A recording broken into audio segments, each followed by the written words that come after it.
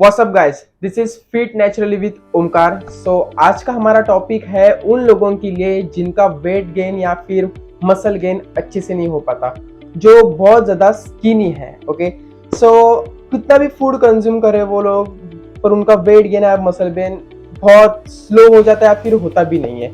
तो मैं कुछ टिप्स बताने वाला हूँ about this topic. Let's get started guys. First point है कि हमारे बॉडी के 3 टाइप होते हैं। ओके, एक होता है एक्टोमॉर्फ। एक्टोमॉर्फ मतलब बहुत ज्यादा स्किनी लोग। एक होता है मेसोमॉर्फ, मतलब प्रॉपर शेप में, जो वी शेप में दिखते हैं, मस्कुलर होते हैं। और एक होता है एंडोमॉर्फ, वो बहुत ज्यादा ओबीज लाइक ओवर फैट होते हैं। ओके, सो ये 3 बॉडी टाइप होते हैं। आज हम स्टडी करने वाले हैं एक्टोमॉर्फ के ऊपर, वो जो ज्यादा स्किनी है। ओके, बहुत ज्यादा पतले हैं, तो उनके ऊपर हम लोग बात करेंगे। एक्टोमॉर्फ जो स्किनी लोग हैं, ओके, उनका कंडीशन इतना स्किनी क्यों होता है, लाइक वो इतने पतले क्यों होते हैं? ओके, बिकॉज जेनेटिकली उनका मेटाबॉलिज्म बहुत ज्यादा हाई हो जाता है। ओके, हाई होता है बेसिकली। हाई होने से उनका जो बर्निंग कैपेसिटी है, कैलोरीज बर्निंग कैपेसिटी है, वो बहुत ज्यादा हाई हो जाता है। तो कितना भी वो फूड कंज्यूम करे तो वो बर्न जल्दी हो जाता है।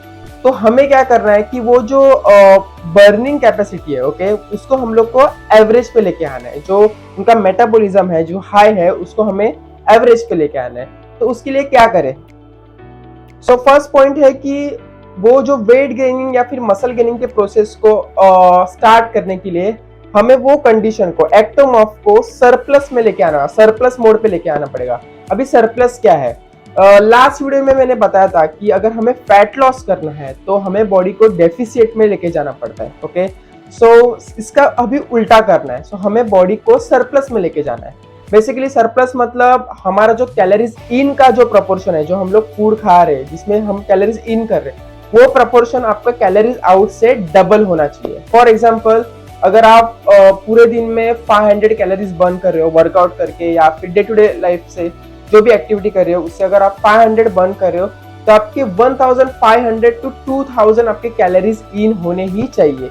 तभी आपका बॉडी सरप्लस में जाएगा और तभी आपका वेट गेनिंग या फिर मसल गेनिंग का प्रोसेस स्टार्ट होगा।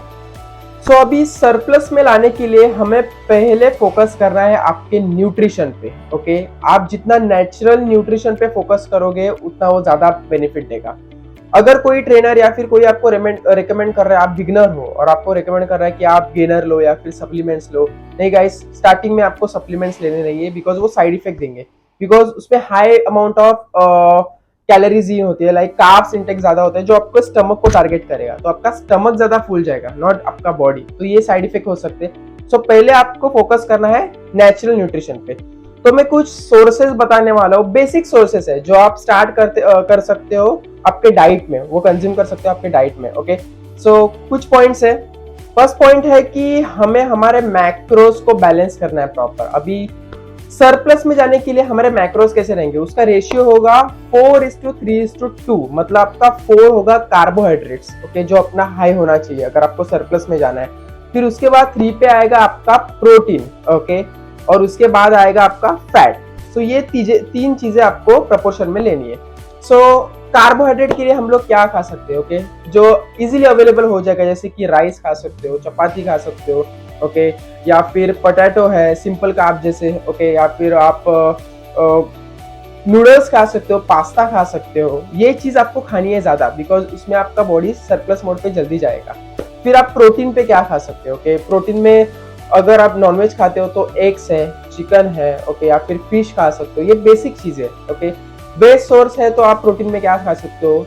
पनीर है, टोफू है, या फिर कोई भी स्प्राउट्स जिसमें fibre and protein intake high होता है, ओके, वो आप ऐड कर सकते हो अपने डाइट में। और फैट में आपको हेल्दी फैट को चूज करना है, जैसे कि पीनट खा सकते हो, पीनट बटर ले सकते हो, या फिर ऑलिव ऑयल यूज कर सकते हो। ये जो हेल्दी फैट है हमें बॉडी को कंज्यूम करनी है। ये 3 चीजें आपको डायरेक्ट हाई नहीं करनी है। याद रखना कि ये प्रोसेस है। ओके, तुरंत आपको वो जमेगा नहीं तो वोमिट हो जाएगा या फिर स्टमक फुल हो जाएगा, आपको वो बहुत अनईजी फील होगा। तो हमें वीकली कैलोरीज को इन करना है। ओके, जैसे कि आप स्टार्ट कर रहे हो तो अगर आप फॉर एग्जांपल अगर आप एक वीक में अगर आप डिनर और लंच में अगर आप 1 चपाती ऐड कर रहे हो, सेकेंड वीक में 2 करना, थर्ड वीक में 3 करना। ऐसे वो जो फूड के सोर्सेस है वो आपको धीरे धीरे वीकली अप करना है, तभी आपका बॉडी धीरे धीरे सरप्लस मोड पे चला जाएगा। अभी याद रखना कि ये चीज में कंसिस्टेंसी बहुत ज्यादा इंपॉर्टेंट है, बिकॉज हमारा ऑलरेडी मेटाबॉलिज्म बहुत ज्यादा हाई है। ओके, तो अगर ये कंसिस्टेंसी टूट जाएगी, फिर से आपका कैलोरीज बर्निंग जो प्रोसेस है वो हाई हो जाएगा, कैलोरीज बहुत ज्यादा आउट हो जाएंगी। तो हमें फोकस करना है कि इसमें कंसिस्टेंसी ज्यादा रहे।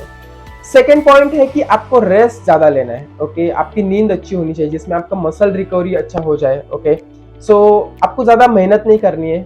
ओके, कार्डियो एक्टिविटी आपको ज्यादा नहीं करनी है। जिनको सरप्लस में जाना है या फिर जो स्किनी है उनको कार्डियो एक्टिविटी ज्यादा नहीं करनी है, उनको फोकस करना है वेट ट्रेनिंग के ऊपर। ओके, जितना वो वेट ट्रेनिंग पे फोकस करोगे उतना उनका मसल बिल्डिंग या फिर वेट गेन का चांसेस बढ़ जाता है। ओके, और ध्यान रखना आपको बेसिक्स से स्टार्ट करना है। ऐसा नहीं है कि आप ज्यादा हाई इंटेंस कर रहे हो कुछ इंजरी हो जाएगी, ऐसे नहीं। स्लोली स्लोली ट्राई करना है कि आपके कैपेसिटी से आपको ज्यादा उठाने का ट्राई करना है, पर उसके लिए आपको स्टार्टिंग से पहले धीरे धीरे स्टार्ट करना होगा। सो वेट ट्रेनिंग पे मेन आपको ज्यादा फोकस करना है, नॉट कार्डियो एक्टिविटी पे। ओके, सो वो चीज पे ज्यादा फोकस। अभी नेक्स्ट इंपॉर्टेंट पॉइंट है कि आप आपके मील को कैसे प्रिपेयर करोगे। ओके, आप सरप्लस पे आपको आपके मील्स टोटल होने चाहिए 5 to 6 मील्स पूरे डे में। ओके, मिनिमम आपके 5 मील्स तो होने ही चाहिए। ओके, जैसे कि आपका ब्रेकफास्ट हुआ। ओके, ब्रेकफास्ट, लंच और ब्रेकफास्ट के बीच में एक मील होना चाहिए। ओके, सो आपके टोटल हो गए 3 मील्स। उसके बाद आपका इवनिंग स्नैक्स आता है। ओके, उसके बाद आपका डिनर आता है। अगर आप 6 मील कर सकते हो तो आपका डिनर और इवनिंग स्नैक्स के बीच में आपका एक मील होना चाहिए। अगर आप 6 मील प्रॉपर कर सकते हो तो वेल एंड गुड, नहीं तो 5 मील भी चलेंगे। ओके, सो ये मील को कैसे डिवाइड करना है। ओके, या फिर उसका प्रोपोर्शन कैसे होगा, जैसे कि आपका ब्रेकफास्ट, आपका लंच एंड आपका डिनर, उसमें आपका कार्ब्स लेवल बहुत ज्यादा है होना चाहिए। उसके बाद आपका प्रोटीन। ओके, और बाकी के जो 2 मील्स है जो अपने बीच में हमने ऐड किए उसमें आपका प्रोटीन इंटेक हाई होगा।